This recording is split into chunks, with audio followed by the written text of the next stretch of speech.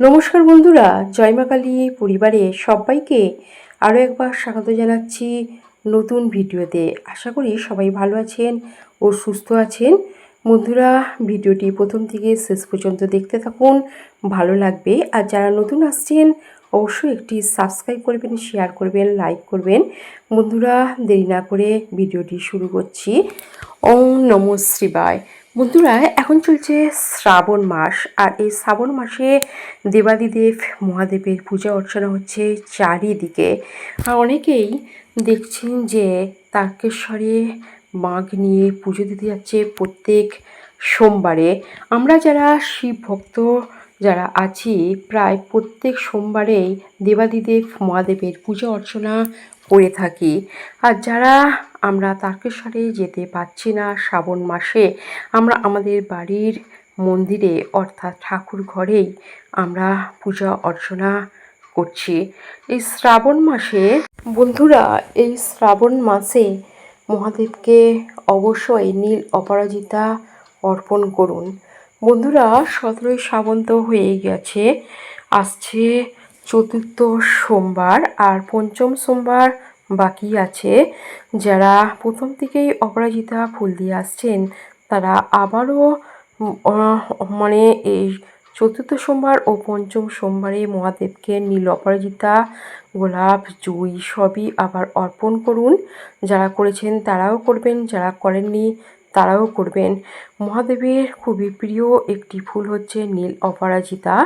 এই নীল অপরাজিতা ফুল দিয়ে পুজো অর্চনা করলে মহাদেব খুবই খুশি হন বন্ধুরা। আর মহাদেবের আরও কিছু ফুল, হলুদ ফুল, এইগুলো দিয়েও আপনারা পুজো অর্চনা করতে পারেন। কিছু ঠাকুর ঘরের সংকেত পাই, তাহলে বুঝবো যে মহাদেব আমাদের বাড়িতেই বিরাজ করছেন।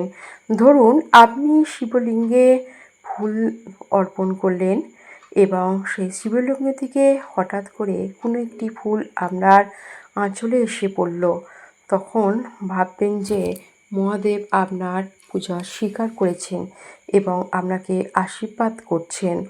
এবং ধরুন, যখন প্রদীপটা জ্বালালেন এবং প্রদীপের শিখাটা উজ্জ্বল হয়ে উঠল, তখনও বুঝবেন যে মহাদেব আপনার পুজোয় খুশি হয়েছে। কিংবা যখন ধূপ জ্বালছেন এবং ধূপের ধোঁয়াটি সরাসরি মহাদেবের গায়ে গিয়ে পড়ছে, শিবলিঙ্গের ওপরে দিয়ে পড়ছে, তখন বুঝবেন যে মহাদেব খুবই খুশি হয়েছেন এবং ধূপের ধোঁয়া ও প্রদীপের শিখা উজ্জ্বল হয়েছে এবং ধূপের ধোঁয়াটা মহাদেবের কাছে পৌঁছাচ্ছে।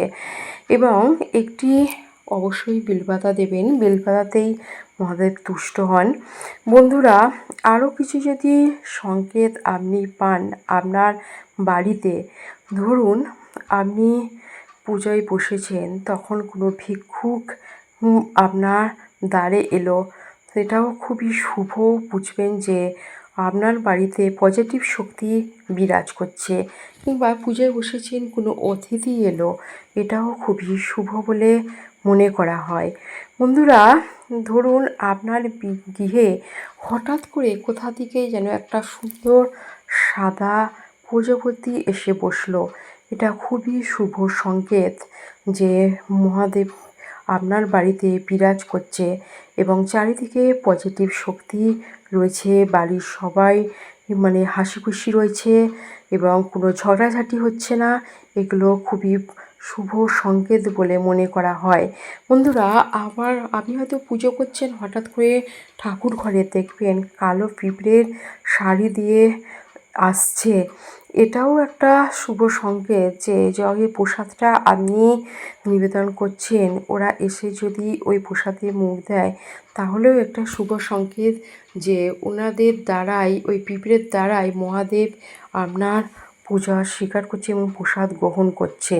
বন্ধুরা, আবার যদি দেখেন বাড়িতে হঠাৎ করে জুঁই ফুলের গন্ধে চারিদিক ভরে যাচ্ছে, কিংবা রজনীগন্ধা ফুলের গন্ধে চারিদিক ভরে যাচ্ছে, একটা সুন্দর গন্ধ ভেসে আসছে আকাশে বাতাসে, সেটাও একটা শুভ লক্ষণ যে আপনার বাড়িতে এই শ্রাবণ মাসে মানে মহাদেব বিরাজ করছেন এবং সব সময় আপনার উপর লক্ষ্য রাখছে, আপনার পরিবারের সবার উপর লক্ষ্য রাখছে।